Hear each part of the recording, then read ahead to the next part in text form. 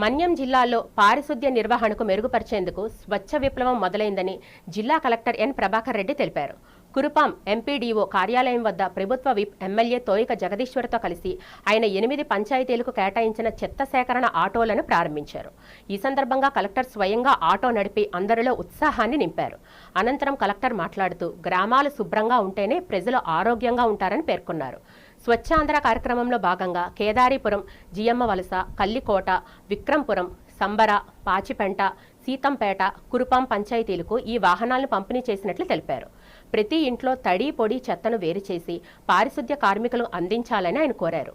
MLA Jagadeeswari మాట్లాడుతూ స్వచ్ఛత అనేది కేవలం ప్రభుత్వ కార్యక్రమంగా మిగిలిపోకుండా ఒక ప్రజా ఉద్యమంగా మారాలని పిలుపునిచ్చారు.